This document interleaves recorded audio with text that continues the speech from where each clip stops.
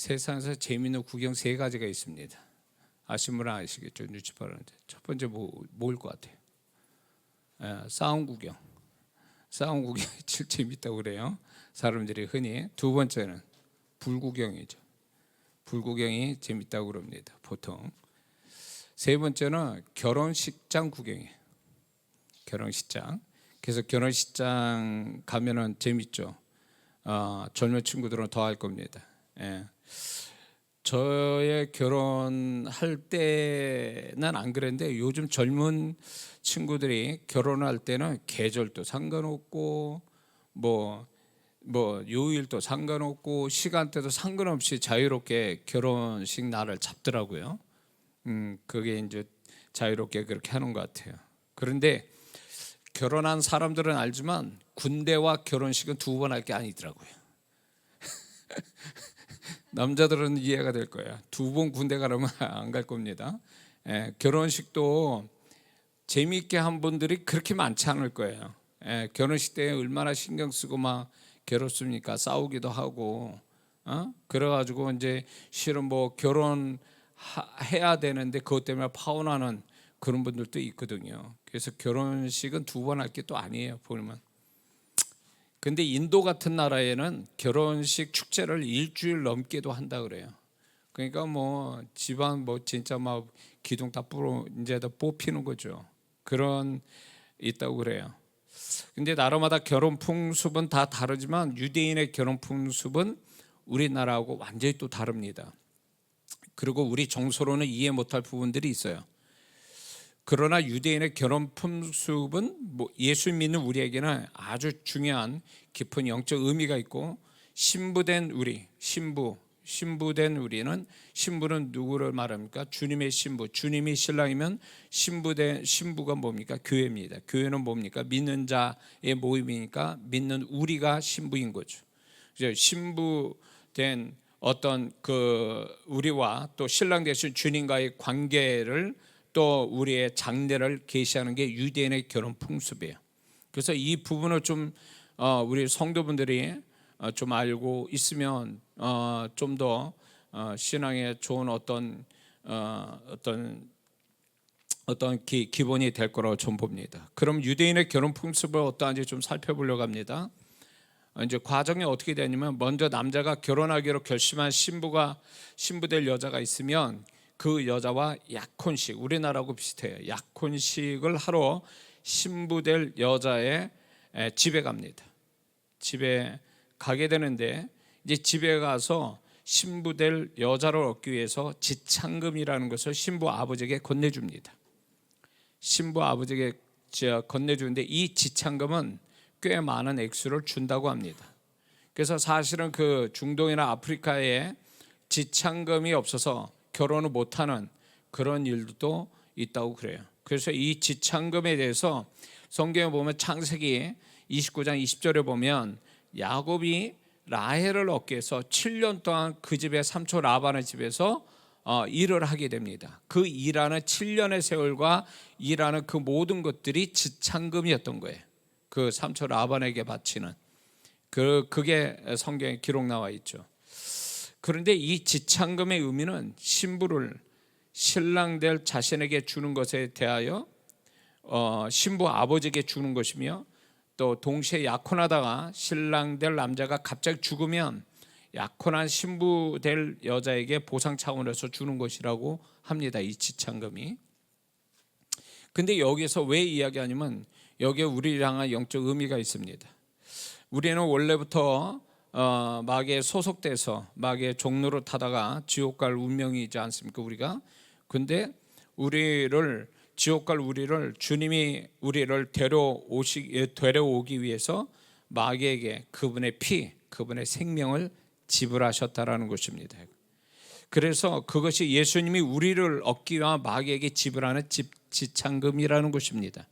동시에 하나님의 의를 이루기 위한 하나님 아버지께 드리는 희생의 지창금이었다라는 것을 우리는 잊지 말아야 됩니다. 베드로전서 1장 18절 19절을 보니까 너희가 알거니와 너희 조상 유전한 망령된 행실에서 구속된 것은 은이나 금같이 없어질 것을 한 것이 아니요 오직 흠없고 점없는 어린 양 같은 그리스도의 보배로운 피로 한 것이니라. 고린도전서 6장 19절 20절을 보면 너희는 너희의 것이 아니라 값으로 산 것이 되었으니. 그래서 그때 유대인들은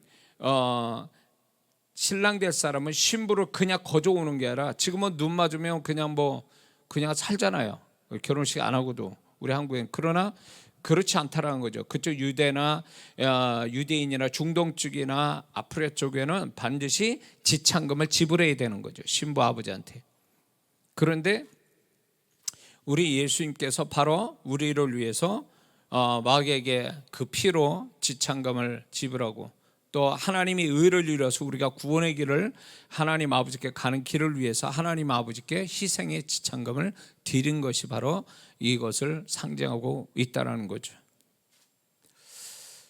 그래서 이제 지참금을 신부 아버지에게 전달하면 신랑 아버지가 만들어진 약혼 증서를 신부에게 알려줍니다. 근데 그 내용은 신부로서 결혼할 때까지 어떻게 해야 될지를 알려주는 어떤 형식이라고 그래요. 이것은 우리가 믿지 않는 자에게 복음을 알려주는 것과 유사하다는 것입니다. 그런 다음에 신부될 여자에게 포도주를 담은 잔을 신부에게 주어서 신부가 모든 가족 앞에서 마시면 약혼이 성립됩니다. 물론 신랑 된 자도 같이 마시게 됩니다, 포도주를. 그러나 만약에 신부가 포도주를 마시지 않으면 약혼은 깨지는 겁니다. 그 자리에서 신부가 포도주를 안 마신다는 얘기는 결국 내가 이 남자와 결혼하지 않겠다라고 선언하는 것과 똑같은 거라는 거죠. 그래서 포도주는 반드시 마시면 약혼이 성사되고 이제 장차 내 남편이 될, 신랑이 될 사람이라고 신부가 시인하는 거예요, 가족들 앞에서. 좀 이러면 좀 뭔가 와닿지 않습니까? 바로 이 포도주는 예수님의 피를 상징합니다. 마태복음 26장 28절 29절을 보면 이것은 죄사함을 얻게 하려고 많은 사람을 위하여 흘리는 바 나의 피 곧 언약의 피니라, 이렇게 주님 말씀하지 않습니까? 그래서 신부될 여자가 포도주를 받아 마시는 행위는 영적 의미에서 예수님의 보혈에 담긴 구원을 마음으로 받아들이고 입술로 천사와 모든 사람 앞에서 예수님을 시인하는 것에 대한 예표라는 것입니다. 그럴 때 비로소 구원이라는 영적 효력이 발생한다는 것입니다. 마음으로 믿어 의에 이르고 입으로 시인하여 구원에 이르니라. 그런데 그 구원 안에 뭐가 있습니까? 예수님의 생명이 있고 예수님의 피가 있지 않습니까? 그 피를 마시는 것 같다라는 거예요. 내가 그분을 시인한다는 건 그분의 보혈을, 그분의 생명을 마시는 것과 같다라는 얘기예요. 그래서 이 결혼 예시에서 이게 예표가 된 거죠. 로마서 10장 9절을 보면 내가 만일 내 입으로 예수를 주로 시인하며 또 하나님께서 그를 죽은 자 가운데서 살리신 것을 내 마음에 믿으면 구원을 얻으리라. 로마서 8장 1절 2절을 보면 그러므로 이제 그리스도 예수 안에 있는 자에게는 결코 정죄함이 없나니 이는 그리스도 예수 안에 있는 생명의 성령의 법이 사망의 법에서 너를 해방하였습니다. 요한복음 1장 12절에 영접하는 자 곧 그 이름을 믿는 자들에게 하나님의 자녀되는 권세를 주셨으니, 계시록 21장 27절을 보면 무엇이든지 속된 것이나 가증한 일 또는 거짓말하는 자는 결코 그리로 들어오지 못하되 오직 어린 양의 생명책에 기록된 자뿐이라. 누가복음 10장 20절에 귀신들이 너희에게 항복하는 것으로 기뻐하지 말고 너희의 이름이 하늘에 기록된 것으로 기뻐하라. 이렇게 말씀함으로 인해서 이제 신부가 포도주를 마심으로 인해서 이제 신랑의 이 약혼식을 신부가 인정을 하고 이제 신부로서의 신랑의 신부로서 이제 관계가 성립된다는 걸 의미하는 거거든요. 그러면서 우리가 복음을 듣고 예수님을 마음으로 믿어 입으로 시인하는 순간에 우리는 하나님의 자녀가 되고 비로소 우리는 생명책에 기록되는 구원받은 자가 되는 거와 너무 흡사하다는 거죠. 희한하죠? 신랑이 신부를 얻기 위해서 신랑이 그러니까 중동 그때 당시에는 여자는 그 남자 미치다고 이런 사상이 있었지 않습니까? 그러면서 남자 마음대로 할 수 있는데 이 결혼만큼은, 이 약혼만큼은 신부가 주도권을 갖고 있다는 거죠. 신부가 포도주를 안 마시면 결국 관계는 깨지는 거예요. 신랑 될 사람이 아무리 뭐라고 그래도 신부가 포도주를 안 마시면 관계가 깨지는 거예요. 아무 관계가 없는 거죠. 그것처럼 우리가 복음을 설명하고 예수님 믿으라고 그랬는데도 믿지 않는 그 사람이 스스로 믿지 않는다면 이 사람은 예수님과 관계가 없는 거죠. 신랑 된 예수님과 관계없고 이 사람은 구원받지 못하는 사람이 되는 거죠. 그런 것과 똑같다라는 거죠. 지금 이 신부가 포도를 마신 거 안 마시는 것이 이게 중요한 사건이 되는 거죠. 결혼을 하느냐 마느냐, 신랑, 그 남자가 신랑이 될 사람이냐 나하고 상관없는 남자가 될 거냐는 그 신부가 포도를 마실 거냐 안 마실 거냐로 결정난다는 거죠. 기가 막힌 거죠. 이 유대인의 결혼 풍습이 우리가 알아두어야 할 이유가, 이 결혼 풍습이 우리의 모든 시작부터 끝을 얘기해 주고 있기 때문에 우리는 분명히 이거를 알고 있어야 된다는 거죠. 자, 그러면 이제 포도주를 신부가 마셨습니다. 그런 다음에 신랑 될 남자가 선언을 합니다. 뭐라고 선언하냐면 이렇게 말합니다. 당신은 모세의 율법으로 인하여 성결하게 되었습니다. 이렇게 얘기해요. 이거는 꼭 뭐가 아니면 우리가 예수님을 영접했을 때, 입으로 시인할 때 우리는 모든 죄에서 사함을 받잖아요. 그래서 정결한 사람이 의롭다함을 얻는 거잖아요. 우리는 구원받았을 때 그와 동일하다는 거죠. 그러니까 신랑이 선언해 주는 거예요.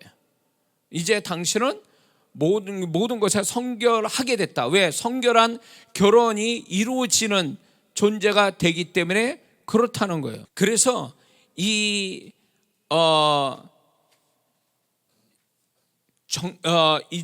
신랑이 그렇게 선언하는 것 같이 성경은 분명하게 우리가 예수님을 영접했을 때 비로소 우리는 하나님의 자녀되고 죄사함을 얻게 되고 하나님 앞에서 하나님이 우리를 예수 그리스도의 보혈로 말미암아 의롭다 함을 얻는 존재가 됐다는 것이 이 신랑의 선언과 너무 흡사하다는 거죠.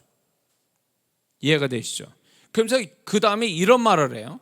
결혼하여 아버지 집에서 당신과 함께 결혼잔치에 포도주를 마시기 전까지는 이 포도주를 마시지 않겠습니다 하고 선언을 한다는 거예요. 다시 말해서 지금 신부가 내가 이 결혼을 허락합니다 해서 신부가 포도주 마셨는데, 이제 이 포도주는 언제 또 마시게 되냐면 나중에 1년 지난 다음에 결혼식 때 포도주를 마신다는 거죠.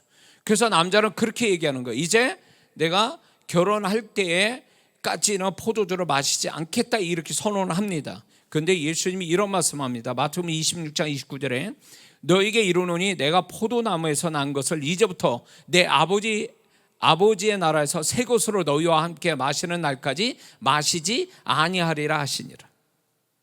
그러므로 예수님이 포도주를 다시 이제 마시지 않겠다라는 거, 이 결혼에 대해서 예수님이 이 말씀할 때는 그때 이 말씀을 들었던 제자들은 무엇을 의미하는지 알았다라는 거예요. 왜냐하면 그때 당시 결혼 풍습을 알고 있기 때문에 예수님 말씀을 이해했다라는 거죠. 그런데 우리는 이해 못하죠. 사실은 우리는 그 풍습을 모르니까. 그러니까 결혼을 이제 예수님을 우리가 구원받은 다음에, 이 구원받은 다음에 장차 그분과 함께 완벽한 그분의 신랑이 돼서 우리가 신부로서 그분한테 이제 들림받아 그분과 함께 있을 때 비로소 거기에서 또 한 번에 우리는 혼인잔치 할 때 그 포도주를 신랑과 신부가 기쁨의 포도주로 마신다라는 의미가 있는 겁니다. 이해가 되시죠?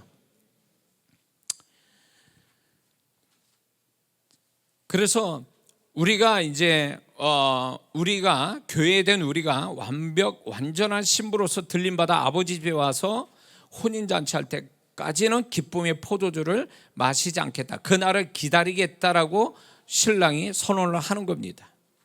그런 다음에 신부될 여자가 신랑이 올 때까지 신랑만 생각하고 정결하게 살 것에 대한 다짐으로써 정결 의식을 하는데, 그것은 신부될 여자는 물에 몸을 담궜다가 나오는 의식을 치룬다고 그래요. 이게 뭘 의미하는 거냐? 그 당시에는 죄를 씻음 받기 위해서 치러지는 의식으로서 물에 들어가서 나오는 침례를 받는데, 그 침례가 무엇을 얘기하냐면 자신의 죄를 버리고 씻음 받았다라는 정결 의식으로서 물에 들어갔다 나오는 의식이 있다라는 거예요. 침례 요한 때 그 얘기하지 않습니까? 너희가 죄 사함 받고 침례를 받아라. 이렇게 해서 요한의 그 침례를 받는 자들이 많았다는 거예요. 그때는 죄 지은 자들이 나는 죄 졌습니다, 그렇기 때문에 죄사함 받기 원합니다. 그러면 네가 정말로 그 죄를 씻음 받기 원하고 다시금 그 죄를 짓지 않으려면 물에 들어갔다 나와라. 이런 정규 의식을 가졌다는 거예요. 그때 당시에 종교 의식이었다라는 거예요. 그러므로 신부에게 몸을 담갔다 나오는 정규 의식 갖는 것은 이제 당신은 이제 정결하고 이제 남편 될 신랑을 바라보면서 정결한 자로 살겠다라는 다짐으로서의 물에 들어갔다 나오는 의식을 행한다, 그 얘기예요. 이해가 되시죠? 그러므로 우리도 이제 구원받은 다음에 하나님 자녀임을 선포하고 정결하게 살 것에 다짐하는 것이 뭡니까? 침례를 받는 거잖아요. 신앙 고백하면서 이 침례 자체가 나는 죽고 주님으로 산다라고 하는, 새 사람이 돼서 주님과 함께 산다라는, 그래서 옛것은 죽고 새 사람으로 또 죄악을 버리고 거룩함으로 살겠다라는 다짐이 침례거든요. 그래서 이 침례가 신부될 자가 그렇게 마지막에 그런 모습을 보인다는 거죠. 그래서 베드로전서 1장 5절을 보면 오직 너희를 부르신 거룩한 자처럼 너희도 모든 행실에 거룩한 자가 되라. 베드로후서 3장 11절 12절에 너희가 어떠한 사람이 되어야 마땅하뇨? 거룩한 행실과 경건함으로 하나님의 날이 임하기를 바라보고 간절히 삼아라. 그래서 우리가 신부된 교회된 우리를 향해서 이제 우리가 신부지 않습니까? 주님의 신부로서 주님 앞에 우리가 다짐을 하는 게 결국 뭐냐면 정결하게 살겠다고 하는 다짐을 갖는 거죠. 침례가 그걸 의미하는 거고, 하나님은 구원받은 자가 그 다음에 해야 될 게 뭐냐면 거룩함을 가지고 살아야 된다는 것을 이렇게 계시해 주고 있는 거죠. 그래서 구원받은 자의 합당한 삶을 하나님은 성경에 바울서에서 계속 강조하는 게 뭐냐면 거룩함을 가져라, 거룩한 행실을 가져라, 이렇게 말씀하거든요. 그러므로 신부로서의 가장 핵심이 되고 중요한 어떤 다짐과 명령은 뭐냐면 거룩함이에요.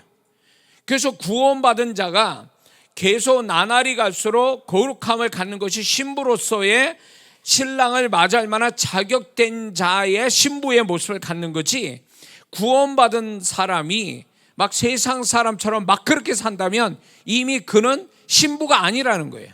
나중에 또 얘기하겠지만 그런 자는, 다른 남자하고 눈 맞은 자는 뭐라고 얘기하냐면 둘 다 죽여라, 이렇게 율법에 얘기하고 있거든요. 그렇기 때문에 우리가 신앙생활이 물론 여러 가지가 다 좋아요. 그러나 핵심되고 중요한 기본이 되는 거 뭐냐면 구원받은 다음에 구원받은 자에 답게 사는 것은 그 기본과 기초와 핵심은 뭐냐면 거룩함이에요. 그래서 점점 갈수록 더 거룩해져 가는 것이 정말 구원을 제대로 받은 자의 합당한 삶이며 그 그리스도의 신부된 자로서의 자격 있는 모습을 갖춰간다는 것을 분명히 유대인의 결혼 풍습에서도 얘기해 주고 있다는 거죠. 자, 약혼식이 성사가 되면 이제 신랑은 신부를 자기 아버지 집에 데려와서 같이 살 집을 마련하기 위해서 신부의 집을 떠납니다.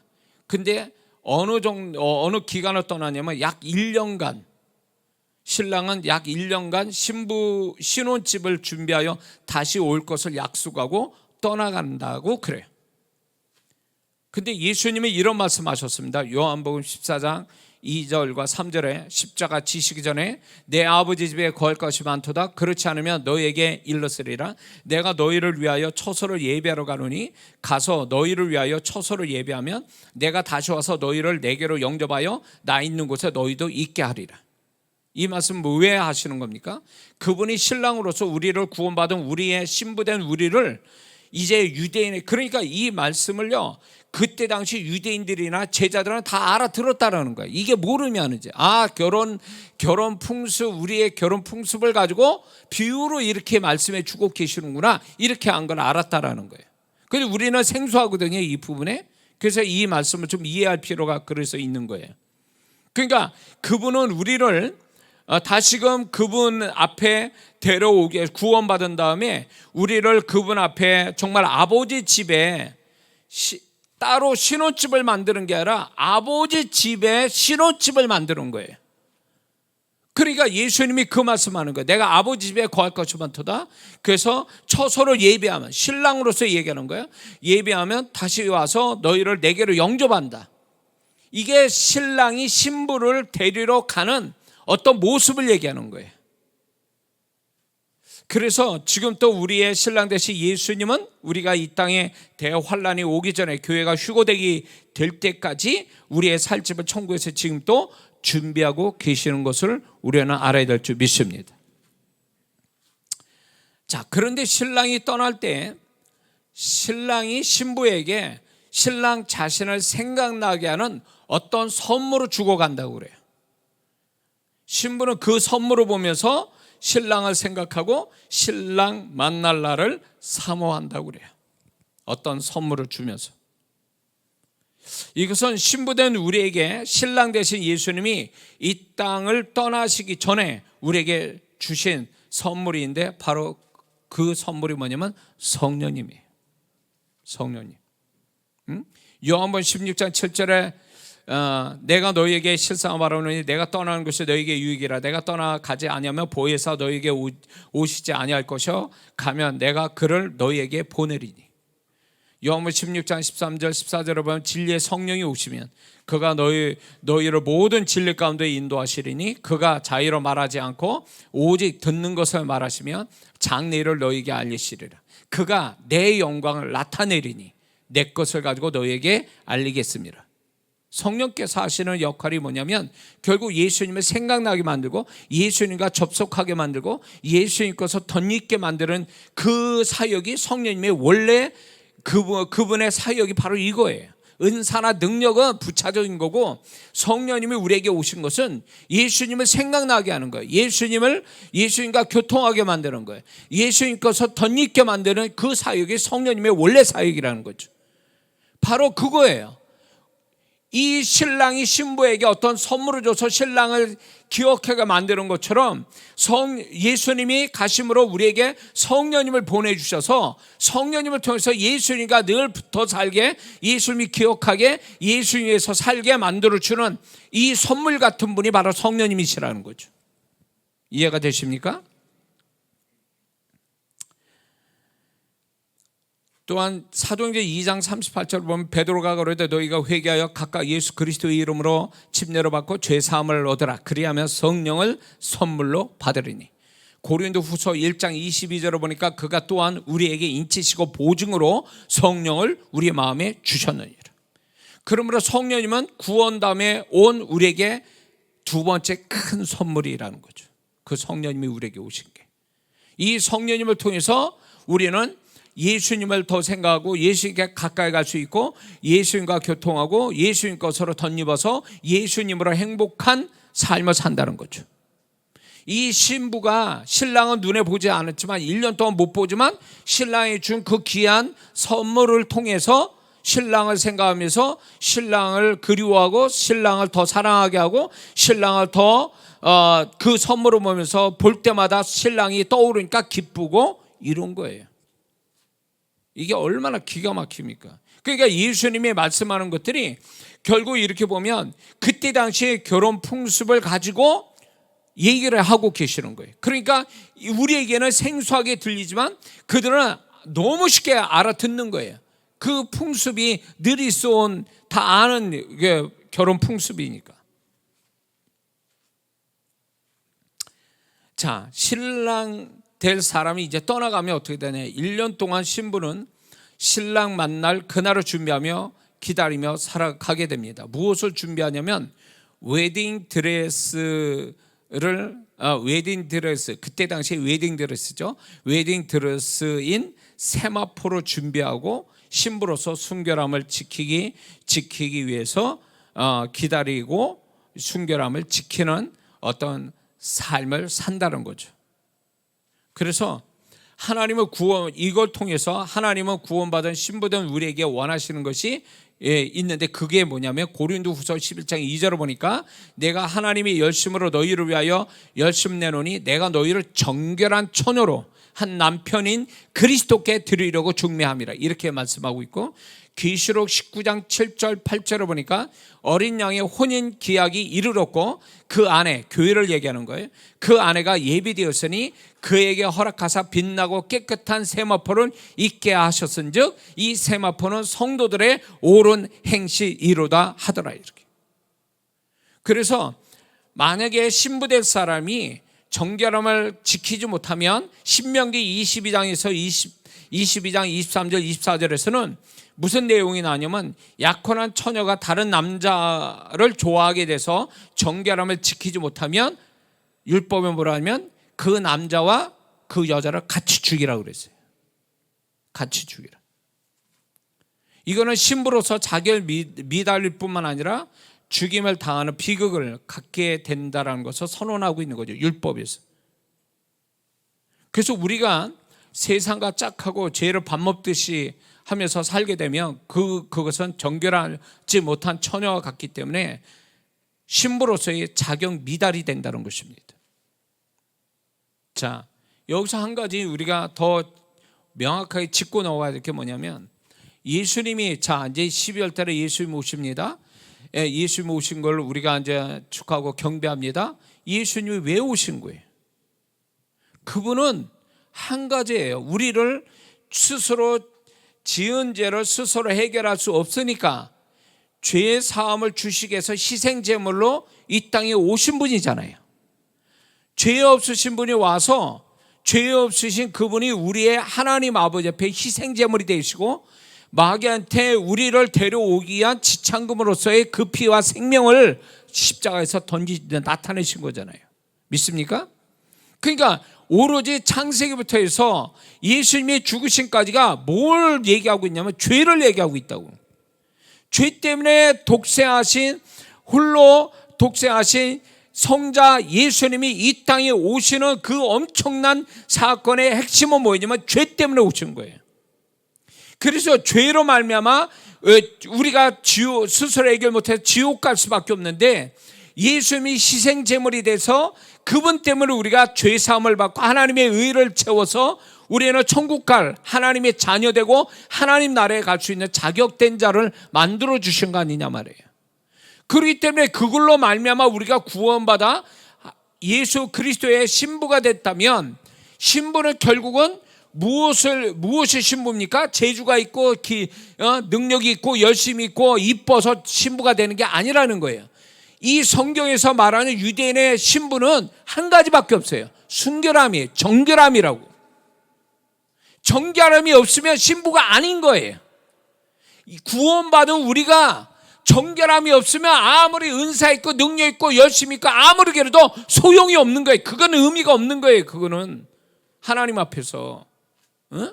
그러니까 우리는 죄에 대한 강박증을 가지고 살아야 되는 게 마땅한 거예요.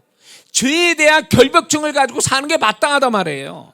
세상 사람은 점점 죄의 수준이 낮아져 가지고 이렇게 해도 괜찮고 저렇게 해도 괜찮은, 점점 갈수록 죄의 개념이 희미해져 가는 세상 속에 예수 믿는 사람이 거기에 따라갔다가 큰일 난다는 거죠. 이거는 정결하지 못한 신부, 약혼한 신부될 여자의 모습과 다를 바가 없는 거예요. 다른 남자의 눈 맞아서 돌아다니는 여자와 다를 바 없다는 거죠. 그러니까 마귀는 뭐를 계속 우리를 본질을 흐리게 만드는 거예요. 마귀의 전략이 뭐냐면, 자 그래 교회 열심히 다녀, 봉사도 열심히 하고 은사와 능력 좋아, 열심히 해, 능력 나오고 다 좋아. 단 거룩함은 갖지 말라. 거룩함을 못 갖게 만드는 거예요. 두 번째, 거룩함을 못 갖게 한 다음에 뭘 어떻게 하냐면 두 번째는 얘네들 전략이 괜찮아. 다들 그렇게 사는 거야. 너 교회 봐봐. 그 성도들 다 그렇잖아.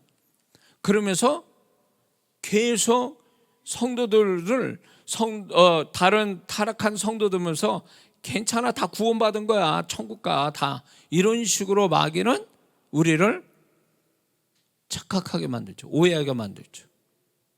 그건 다 분명히 아셔야 돼요. 예수님이 엄청난 십자가에서 정말 처절하게 살을 찢으시고 피를 흘리시면서 고통 속에 죽으신 이유가 뭡니까? 오로지 죄 때문에, 우리 죄 때문에. 죄 사함을 주시려고 우리 죄 때문에 죽어가신 그 모습이 우리가 얼마나 죄가 심각한가, 얼마나 우리의 죄가 무서운가를 그분의 희생을 통해서 우리는 보여주고 있는 거예요. 근데 우리가 그게 구원받아 정결한 신부로서 살아야 될 우리가 정결치 못하는 신부라면 신부 자격이 없는 거지. 정결하지 않으면 신부가 아닌 거예요. 그거는 일반 처녀든가 아니면 타락한 여자든가 이런 식으로 얘기가 되는 거지 신부가 아니란 말이에요. 신부는 신랑이 있으니까 신부가 되는 거거든요. 근데 우리는 분명히 신랑이 있잖아요. 신랑이 있다는 얘기는 신부라는 말이에요. 우리가 신부란 말이에요. 신부는 당연히 다른 거 필요 없어요. 뭐 기술, 능력, 열심히 필요치 않아요. 이쁜 거 필요치 않아요. 중요한 건 뭐냐면 정결함을 갖는 거예요. 신부로서 자격은 정결함이에요. 유대인의 풍습에서 그것을 우리에게 얘기합니다. 그러니까 우리가 정결하게 사는데 정결하지 못하잖아요. 그러니까 우리는 회개를 밥 먹듯이 해야 돼요. 예수님의 피를 항상 구하고 살아야 돼요. 그렇게 해서 우리는 계속 그분의 보혈의 씻음으로 인해서 정결해져 가야지. 우리는 연약해서 죄를 짓고 살 수는 있어요. 근데 회개치 않으면 이 죄가 누적이 되면 이 사람은 정결치 못한 신부로서 주님 앞에 자격 없는 신부가 되고 마는 거예요. 예수님입니까? 우리가 천사와 같아요? 죄 안 짓고 못 살아요. 우리는 연약해 죄를 짓고 삽니다. 그런데 중요한 건 그 다음에 어떻게 하냐는 거예요. 회개하냐 그거예요. 회개를. 그래서 보혈로 씻음 받느냐 말이에요. 예수의 피가 우리의 죄를 깨끗게 하신다고 요한일서 1장 7절과 9절에 계속 말씀하잖아요. 근데 왜 우리는 그 은혜로서 주신 그분의 보혈이 지금 또 회개하면 그 보혈의 역사에서 정결하는데 왜 회개를 안 하냐 그 얘기예요.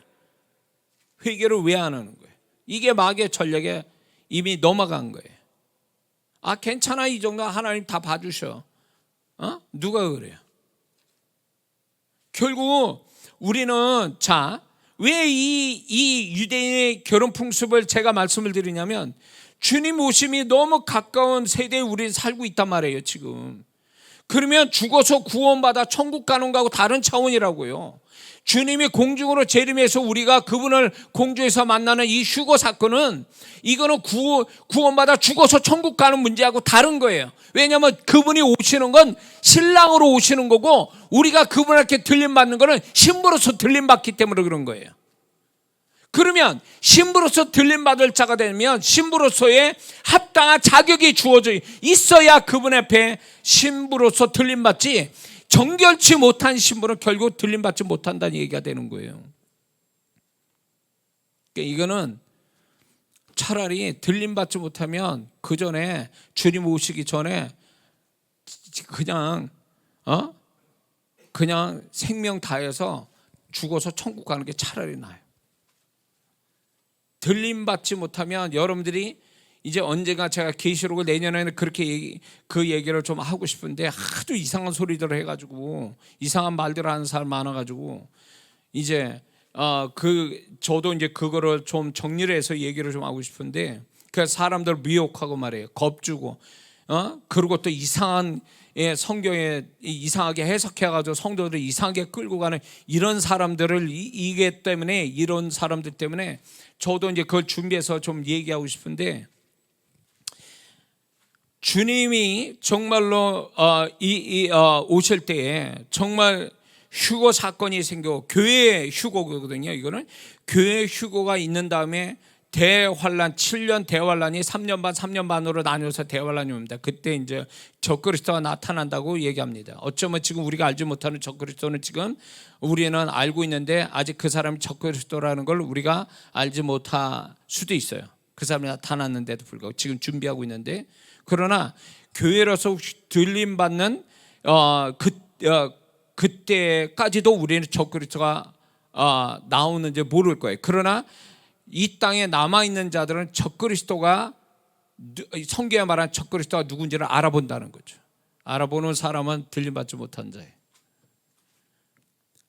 저는 이 얘기를 할 수밖에 없어요. 왜냐하면 여러분들은 정말로 우리가 느슨하게 신앙생활하면서 그냥 이래도 좋고 저래도 좋고 이런 식으로 신앙생활을 가지고 자기 마음대로 기준 세워놓고 나 이 정도면 됐어, 이런 신앙을 지금 가지고 있거든요, 성도들이 다. 그리고 이제 목사님들 설교를 너무 편하게, 너무 성도들 편하게 해주고 즐겁게 한다고 설교를 수준을 떨어뜨리는 목사님이 있다면 위험한 거거든요. 왜냐하면 영적으로 깨어있는 성도라면요, 주님께서 계속 우리를 너 이대로 살면 안 돼, 이 정도 가지고는 안 돼라고 계속 우리를 영적인 부담을 주면서 푸시하고 있는데 그게 정상이거든요. 그래서 고민하고 내가 좀 더 해야 되는데, 하나님 앞에 더 나은 존재가 돼야 되는데, 이게 정상적인 생각이에요. 근데 이게 아니고 이대로 해도 뭐 괜찮아, 난 구원받았으니까 교회 다니니까, 이런 식으로 신앙생활 했다가 날벼락 맞는다고 나중에. 그래, 그거 누가 책임질 거예요? 저는 여러분들을 이끌 목사로서 저는 그렇게 얘기 못합니다. 당신 그 정도면 괜찮아, 난 그렇게 얘기 못해요. 그랬다가 주님 앞에 와서 심판받습니다. 제가 차라리 높은 수준을 얘기해가지고 성도들이 열심으로 뭔가 주님 앞에 달려가서 정말 신부된 존재로서 살게 만들어줘야 이 목사가 그렇게 돼야지, 괜찮아, 그 정도면 괜찮습니다, 이런 식으로 해가지고 그 성도도 지옥 가거나 들림받지 못하면 다 내가 책임져야 돼. 난 그러고 싶지 않아요. 그러고 싶지 않다고. 한쪽으로는 또 너무 수준을 높여놔가지고 성도들을 겁줘가지고 진짜 주님과 함께 사는 즐거움도 버리게 하고 다 그냥 막 교회 미쳐가지고 자기 말을 따르라고 그러고 이런 사이비 교주 같은 이런 사람들 따라가면 또 안 되거든요. 이런 식으로 얘기한 사람이 있단 말이에요 지금. 그러니까 혹 여러분들이 유튜브를 통해서 많이들 보고 있는데 조심히 봐야 됩니다. 이상한 소리 하는 사람들 많아요. 그거 가려붙지 않으면 진짜 여러분들은 이거 나중에 혼미해져가지고, 그런 성도들을 내가 한두 명 본 게 아니에요. 와도 저한테 질문을 한다니까. 근데 아닌 거예요. 이게 매였어. 혼미해가지고 두려움은 있고 어떻게 할 바를 모르고. 그래서 제가 얘기를 하거든요. 근데도 너무 세뇌당해가지고, 그쪽으로 세뇌당해가지고 얘기를 해도 이게 안 먹히는 성도들이 있더라고요. 조심하세요. 그렇기 때문에 저는 여러분들을 정말로 주님이 왜 우리가 이때에 어떤 모습으로 있어야 되고 정말 이때가 어느 때인가를 여러분들 살펴야 됩니다. 그리고 분명히 말씀드리는데, 이제 좀 이따가 얘기했지만 날짜를 정한 자들은 다 이단이에요. 그거는 다 이단이에요. 날짜를 대충이라도 몇 년도에 어쩌고 주님 이따위 소리 하는 사람은 다 이단이에요. 거기에 귀 기울이면 안 됩니다. 그런 사람이 있어요 지금. 조심하셔야 됩니다.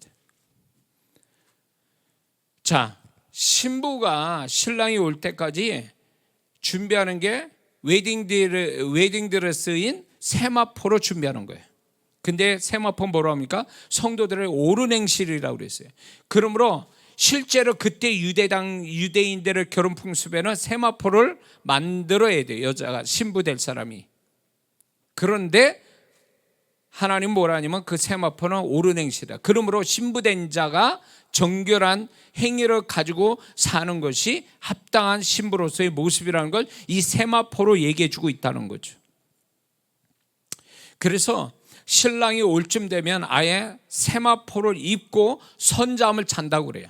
신부 될 자는 세마포를 입고, 1년쯤 되니까 이제 어느쯤 오겠다. 뭐 맨날 몇 시는 모르겠지만 어느쯤 오겠다 이 생각을 이제 신부가 하게 되면 그쯤에 벌써 세마포 웨딩드레스 세마포를 입고 선잠을 잡니다.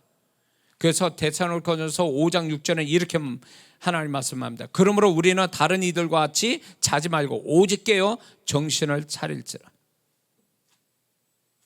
그러므로 어느 때보다도 영적으로 이렇게 깨어있는 성도, 하나님 이렇게 신앙생활을 온전히 하면서 성실하게 하면서 그분이 오시기를 사모하면서 자격된 신부의 존재가 되기 위해서 열심히 갈고 닦는 것, 그분의 바라는 존재가 되기 위해서 조금씩 낮아가는 어떤 존재로서 되어가는 것, 이게 중요하다는 거죠. 믿습니까? 교회 생활 좋습니다. 교회 생활 열심히 하는 거 좋아요. 교회 생활이 기술이 되면 안 돼요. 교회 생활 통해서 존재가 돼야지. 어떤 존재, 하나님이 바라는 더 나은 존재가 되기 위해서 교회 생활이지, 교회 생활이 어떤 기술을 배우는 데가 되면 안 돼요. 예배 기술, 기도 기술, 봉사 기술, 찬양 기술자 안 돼요. 그렇게 하면 뭐예요? 그렇게 됐는데 사람만 망가져져 있는 성도들의 한둘이 아니거든. 기도 잘하고 예배 잘 드리고 찬양 잘하는데 봉사 잘하는데 사람의 존재는 형편없는 사람이 얼마나 많습니까? 여러분도 그런 사람도 주변에 그런 성도들이 있잖아요. 우리 교회 말고. 응? 이게 교회 생활이 결국 자기 존재값을 높이기 위해서 교회 생활하는 거지, 신앙의 기술자 되자고 교회 생활하는 게 아니란 말이에요. 그러면 신앙의 기술만 있고 존재값은 떨어지면 이 사람은 신부의 자격이 안 되는 거예요. 신부가 기술이 있고 능력 있고 열심히 있고 외모 이쁘다고 신부가 되는 게 아니라니까. 신부는 오로지 신랑이 오기를 기다리고 세마포 옷 입고 그리고 정말로 정결한 신부로서 기다리는 그게 최선이란 말이에요. 그걸 위해서 우리는 교회 생활을 하는 거라고 지금.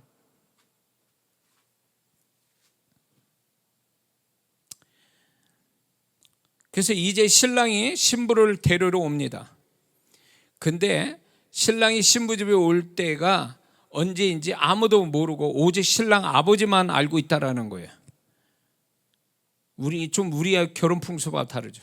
신랑 아버지가 신랑 된 아들에게 어느 날, 야, 네 신부 데려올 때 돼서 이제 가, 이렇게 신호를 준다라는 거예요.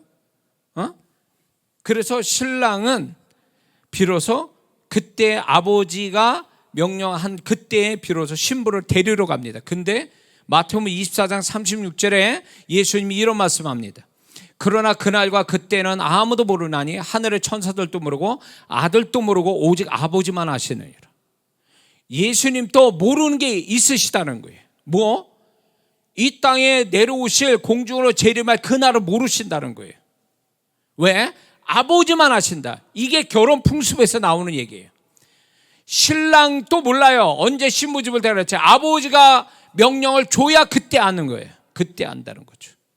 그래서 제가 아까 얘기했지만 그날과 그 시를 지정해서 온다라고 얘기하는 그 다 이단이에요. 사이비 교주입니다. 그런 말 듣지 마세요. 그리고 이제 그게 교묘하게 어떻게 안 좋아서 그날과 그 시기가 아니면 된다라고 생각하고 몇 년도에 오신데 이따위 소리 하는 사람도 있어. 속지 마세요. 그거 다 이단이요. 몇 년도 온다? 그 이단이요. 그거 조심하셔야 됩니다. 그 사람들이 자기의 신통력, 말씀을 자기 마음대로 해석해가지고 얘기를 하는 것 같은데 그 사람들이 그렇게 얘기해서 목적이 뭡니까? 우리가 주님을 맞이할 준비를 해야 됩니다. 정결한 심. 이걸 목적으로 삼는 게 아니에요. 다른 게 있어, 다른 게. 그거 얘기하는 목적이 다른 데 있다니까. 그러니까 조심하셔야 돼요. 그런데 잡히면 그런 사람들은 뭐가 있냐면 사람을 혼미케 하고 조종하는 영이 아주 굉장히 강하게 역사해요. 그러니까 거기에 그 사람의 말을 듣거나 그 현장 가서 한두 번만 얘기 들으면 그 사람 말이 다 믿어지고 그게 정말 두려움도 오고 불안감도 오고 저 사람 말을 들어야 될 것 같고 여기 다시 와야 되고 여기 있어야 저 사람 있어야 내가 뭔가 좀 신앙생활 하는 것 같고 이게 뭐예요? 혼미와 조종의 영에 잡힌 거예요. 주님은 우리를 자유케 하신다 그랬거든요. 진리로 우리를 자유케 하신다고요.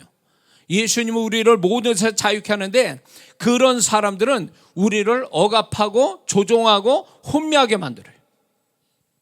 지금도 그런 사람들 많아요. 조심하셔야 됩니다. 마지막 때가 되면요, 거짓 선지자들이 난리를 치는 거예요. 거짓 선지자들, 사단의 사주를 받아서 능력을 행하고 이상한 말 하되 믿게끔 만드는, 그거는 소리가 아니라 영으로 역사하는 거예요. 영으로 역사해요. 그러니까 이단들이 노골적으로 이단들이 지네들 거기에 사람들이 멀쩡한데 공부한 사람이 저렇게 잡혀가지고 재산 다 바치고 다 그렇게 이단에 속해가지고 생명 걸고 그 이단을 전파하는 그 사람이 머리가 모자라는 줄 아세요? 아니요. 이 사람의 혼을 지배하는 영에 딱 잡힌 사람이기 때문에 뭐가 뭔지를 모르는 거예요. 그러니까 지금 세대만큼 영이 얼마나 강력하게 역사나 악한 영이 역사하는 세대인가를 저는 이단에 비슷하게 돌아가는 이상한 소리 하는 사람들, 이런 사람들에게 빠져드는 사람들, 거기다 온갖 것 다 바치고 사는 사람들, 정상적인 생활을 못하는, 이게 다 그 사람들이 모자라서 멍청해서 그런 게 아니에요. 영이 딱 잡혀버리니까, 영이 약한 자가 워낙 그 사람들은 귀신의 영, 강력한 영을 딱 가지고 역사를 하니까 잡혀버리는 거야. 그 소리만 들어도 그 현장만 가지고 그냥 잡혀버리는 거예요. 그러니까 호기심이라도 유튜브에 그런 거 보지 말라고. 보다가 난리 난다가 한번 보고 나면 딱 벌써 교회 오면 눈빛도 이상하고, 이제 그런 성도가 있어요. 우리 성도인데 평상시 괜찮은데 딱 보면 눈빛이 이상해. 몸 동작이 이상해. 그리고 나한테 결정적인 게 말을 하는 게 말의 느낌이 달라요. 전에하고 달라. 그리고 전에와 같은 말을 하지 않고 이상한 말을 나한테 해요. 잡힌 거예요. 그래서 제가 손 쓸 수 없는 상태에서 저 교회 떠납니다. 이래. 그런 말 하지 않거나 그런 말 하는 사람에서 떠나간 사람도 있지만 그냥 슬며시 교회를 떠나요. 저 목사가 눈치챘구나. 잡겠구나. 자기를 잡겠구나. 그러니까 그냥 도망가 버려. 없는 얘기하는 게 아니에요. 지금 조심하셔야 됩니다. 그러니까 진리를 얘기하니까 진리는 거짓처럼 듣고 거짓은 진리처럼 듣는 자들이 마지막 때에 많아진다는 거죠. 그러니까 말씀을 많이 봐야 돼. 말씀을 많이 보고 그 다음에 기도 많이 해야 돼요. 방언기도 많이 해야 돼. 그래야 영분별이 있어야 된다고. 영분별. 자, 그래서 이제 신부를 데려갑니다. 아버지 명령 받아서 그날을 딱 이제 받아가지고 신랑이 신부를 데리러 갑니다. 그래서 신랑 친구들이 뿔나파를 불면서 밤중에 신부를 찾으러 갑니다. 근데 여기서 중요한 게 뭐가 있냐면 왜 밤중일까? 낮도 아니고 우리는 보통 낮에 아침에 이렇게 하는데 밤에 여기는 왜 밤일까요? 세 가지 이유가 있습니다. 유대인의 하루의 시작은 밤부터 시작하기 때문에 그래요. 창세기 1장 5절에 보면 거기에 뭐라고 말씀하냐면 저녁이 되고 아침이 되니 첫째 날이다. 저녁을 먼저 얘기해요. 그래서 유대인이 지금 또 하루의 일과의 시작은 저녁부터 시작돼요. 그러니까 시작하는 때가 밤이기 때문에 그런 거예요. 그리고 두 번째는 이 중동 지방에 낮에는 햇빛이 강하기 때문에 결혼식 진행하기에 불편하기 때문에 저녁에 하는 이유가 또 있습니다. 또 세 번째는 신부가 신랑 맞이할 만하게 잠자지 않고 깨어있는지 시험해 보기 위해서 밤에 오는 거예요. 이 세 가지 이유 때문에 밤에 신랑이 신부를 찾으러 옵니다. 그런 상황이 되면 신부와 신부 친구들이 신랑을 맞으러 나가죠. 이때 이제 마태복음 25장에 열처녀 비유가 들죠. 기름이 떨어진 등불을 기름이 떨어진 5처녀에 밀어난 처녀가 혼인잔치에 못 들어가는 이 비유가 들어오죠. 근데 이게 관련해서 데살로니가전서 4장 16절과 17절에 이런 말씀입니다. 주께서 호령과 천사장의 소리와 하나님의 나팔로 친히 하늘로 쫓아 강림하시리니, 하늘을 쫓아, 하늘에서 강림하시리니, 땅에 내려오시는 게 아니에요. 하늘에서. 그 다음에 고린도전서 15장 51절 보니까 보라 내가 너희에게 비밀을 말하노니 우리가 다 잠잘 것이 아니요 마지막 나팔에 순식간에 호련히 다 변화하리니. 이렇게 온다는 거예요. 신랑이 그냥 소리 소문 없이 오는 게 아니라 분명히 엄청난 이 천국에서 천사와 함께 큰 소리와 함께 나팔 소리와 함께 공중에, 이 땅에 공중에 재림하신다는 거죠. 그럴 때 우리가 공주를 들림받는 거예요. 그래서 신랑이 신부 집에 오면 신부를 들 것을 태워 아버지 집에 데려가는데, 그러면 그 모습을 본 동네 사람들이 이런 말을 한다고 합니다. 무슨 말? 신부는 가마를 타고 하늘에 떠서 신랑 아버지 집에 간다. 이렇게 동네 사람들이 이 말을 한다는 거예요. 너무 유사하죠. 응? 근데 성경에 이런 말씀이 있습니다. 데살로니가 전서 4장 16절에서 17절에 주께서 호령과 천사장의 소리와 하나님의 나팔로 친히 하늘을 쫓아 강림하시리니 그리스도 안에서 죽은 자들이 먼저 일어나고 그 후에 우리 살아남은 자도 저희와 함께 구름 속으로 끌어올려 공중에서 주를 영접하게 하시리니 그리하여 우리가 항상 주와 함께 있으리라. 결혼 풍습하고 너무 계시되잖아요. 신부를 그냥 데리고 간 게 아니라 가마에 태워 이렇게 공중에 떠서 데리고 간다는 거예요. 이게 지금 우리의 마지막 때의 상징이에요.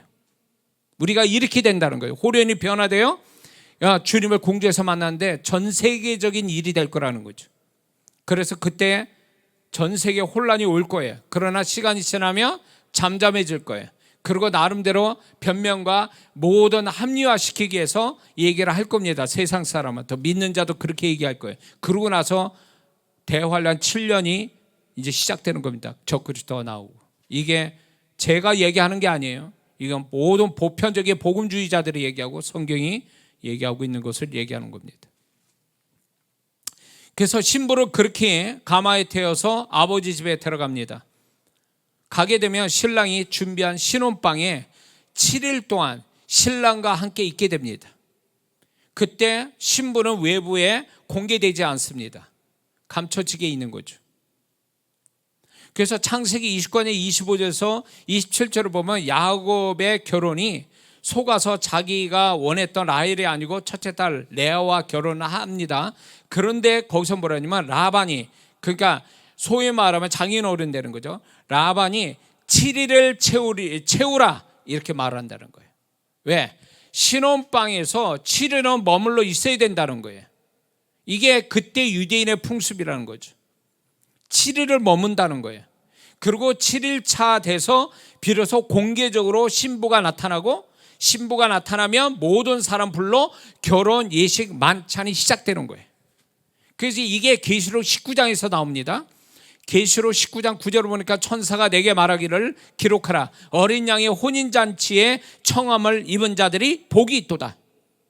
그래서 이때 이제 신부가 이제 비로소 모든 것에 공개가 돼서 잔치가 정말 결혼잔치가 벌어지기 시작하는 거예요.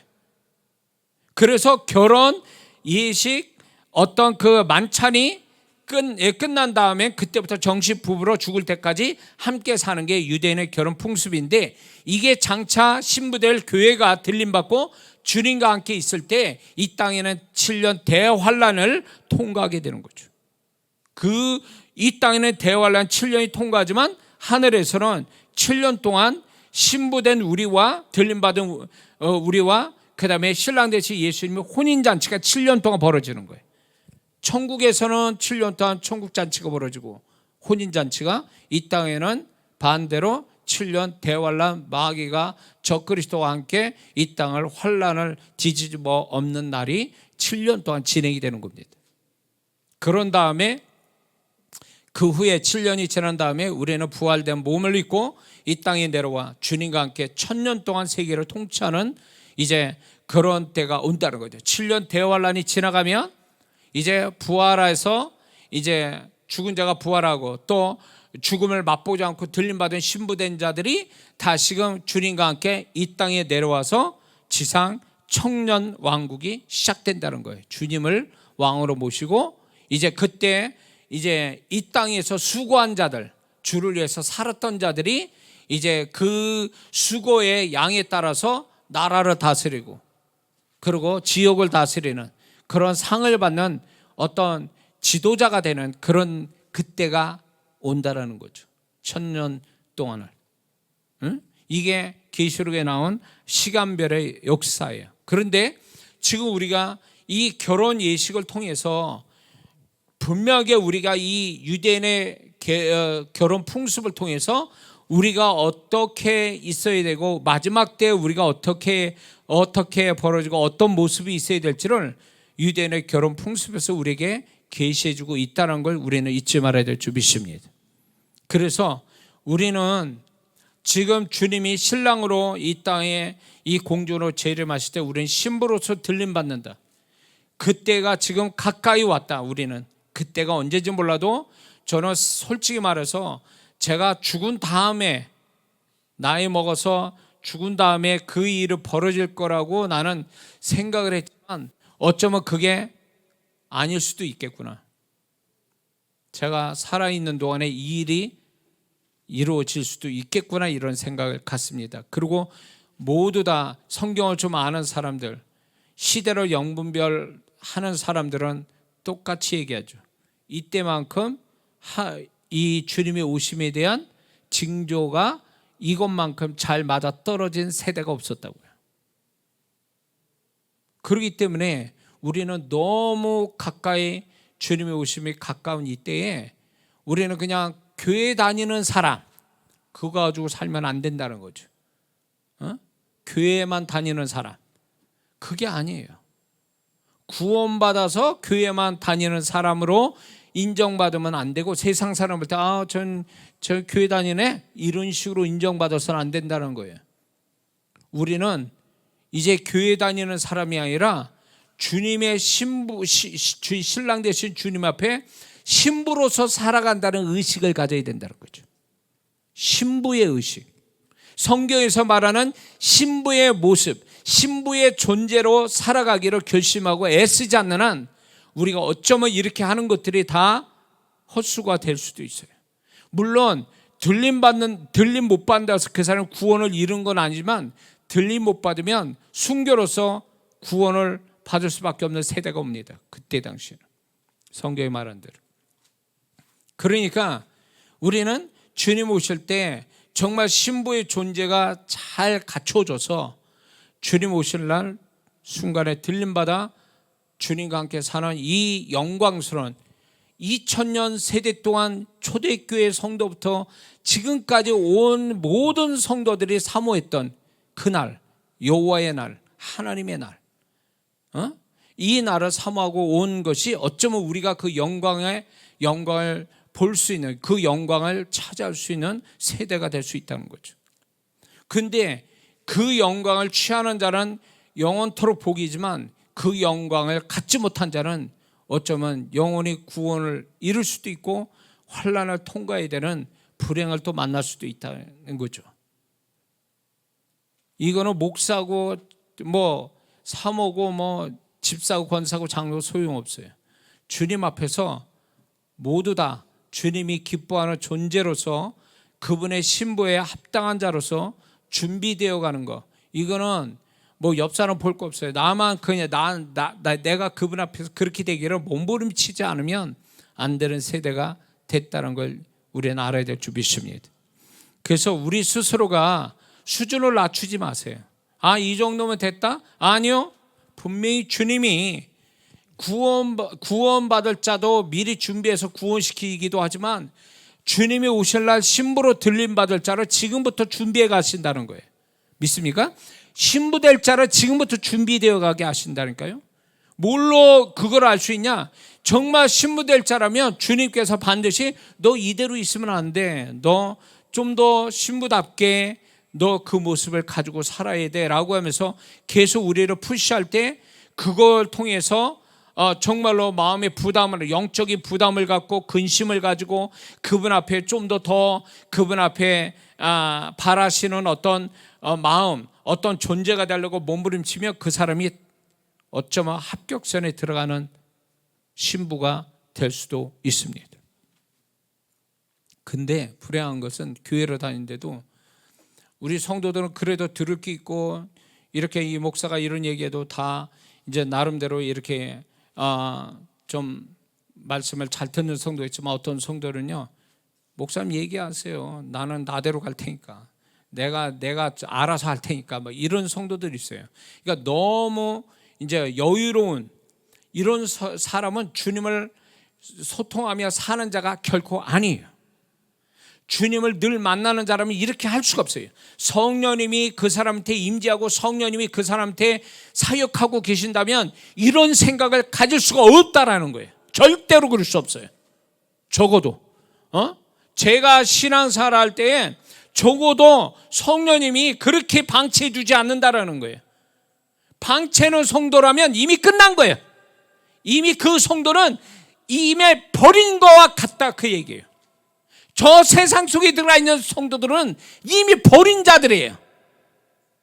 구원조차도 어쩌면 위험한 성도들이에요. 그 성도들은 주님이 이끌어서 교회에 앉혀놓고 회개시키지 않는 한 그 영혼은 구원도 위험스러워요. 구원이 위험한데 신부로서 들림받는다? 그건 거짓말이지. 성령님은 계속 우리를 합격할 만한 하나님 앞에 존재가 되도록, 특히 주님 오실 날 신부로 들림받을 만한 자가 되도록 얼마나 우리 안에서 세세히 우리를 지금 지도하고 이끄시고 지적하고 책망하고 우리를 또한 격려하고 위로하고 우리를 이끌어가는지 여러분 아십니까? 이거 경험하셔야 됩니다. 먹고 사는 것도 중요하지만 이 성령님이 나의 존재를 그분 앞에 바로 서게 해서 이끌어가는 이걸 캐치하지 못하면 이 사람은 어쩌면 지금부터 불합격한 자로 된지도 모르는 거예요. 주님이 만약에 1, 2년 후에 오신다 그럴 때 그냥 그날 가서 다 때려치고 뭐 직장이고 가정을 다 때려치고 전도하고 밤새도록 기도하고 그런다고 되는 것 같습니까? 아니요. 그렇지 않습니다. 정말 주님 앞에 들림받으려면 서서히 준비시켜 그분이 준비시키시겠죠. 한꺼번에 되는 게 아니에요. 왜냐하면 자동차가 2만 개 부품이 되어서 비싼 차가 나오는데 그 2만 개 부품이 한 번에 그냥 딱 장착이 됩니까? 얼마나 많은 부품에 이렇게 그거를 거쳐서 만들어집니까? 2만 개가 다 조립이 돼야 되잖아요. 그러면 시간이 얼마나 많습니까? 똑같아요. 우리가 그분 앞에 정말 신부로서 들림받으려면 이것저것 그분이 나를 지도하고 이끌고 얼마나 나에게 역사하고 계시겠어요? 그런 걸 다 우리가 받아들여서 그분이 원하는 존재가 계속 되어가기를 멈추지 않고 힘쓰고 있다면 그 사람은 결국 합격선에 들어가는 성도가 되겠죠. 목사가 돼서 얘기하는 게 아니에요. 저도 여러분과 동일하게 그분 앞에서 그분에게 자격이 있는 신부의 존재가 되기 위해서 저도 몸부림치는 거죠. 목사로서. 그렇다면 여러분들도 너무 혼이 강하면요, 혼은요 어떻게 하는지 아세요? 영의 반발을 일으키거든요. 영적인 내 영에 하는 데에 반발을 일으켜서 혼은 계속 나를 합리화시켜 간다고요. 괜찮아, 나 너 잘하고 있잖아, 열심히 하고 있잖아, 이런 식으로 우리를 합리화시켜 가지고 마음을 평안하게 만들어요. 아니요, 평안해서는 안 돼. 그런 식의 평안은 가장돼 위장돼 평안이에요. 그분이 나를 다스릴 때 우리는 그분에 대해서 두려움을 느끼고 불안감을 느끼고 우리가 그것 때문에 근심해야 되고 그런 것 때문에 우리가 정말로 밤을 새고 이런 마음이 있어야 되는 거예요, 이게. 그래서 주님 앞에 몸부림치는 이런 모습이 있어야 그 사람이 적이지, 그 사람이 자격이 있는 거지. 그냥 괜찮아 라고 계속 이렇게 간다면 이 사람은 위험한 사람이에요. 가짜 평안이죠. 진짜 평안은 뭐냐면 주님이 어느 정도 내가 주님 모습 닮아가려고 애를 쓸 때에 너 진짜 내 앞에서 열심히 내놓구나, 그래, 너 그 모습이 너무 이뻐. 그러면서 평안을, 그런 사람한테 평안을 주시죠. 주님이 진짜 평안을 주세요. 그 평안이 뭘 얘기하냐면 주님이 내가 너를 인정해. 너 그 모습 잘하고 있어. 나는 너를 격려해. 이런 의미에서 평안을 주시는 거거든요. 그 평안이 중요한 거지, 그냥 자기 스스로 만든 평안, 이거는 위험한 평안이에요. 성령님이 나를 어떻게 하시는지를 늘 우리가 체크받고 거기에 우리가 몸부림치고 애쓰는 이 각자 그런 것이 있어야 되는 거야. 누가 지적해서 뭘 그때 가서 하는 게 아니라 각자 내 안에 계신 그 성령님에 의해서 거기에 막 그냥 맞춰서 가려고 몸부림치는 이 사람이 결국은 후회 없는, 그날에 가서 후회 없는 자로서 있게 될 줄로 믿습니다. 적어도 우리 주오심 성도들, 저와 여러분들은 정말로 그분이 오실 때 다 한 사람도 정말로 불합격되는 그런 성도가 아니라 다 주님이 찾으시는 정말로 정말 존재값이 높은 신부의 모습을 갖기를 주의 이름으로 축원합니다. 기도하겠습니다.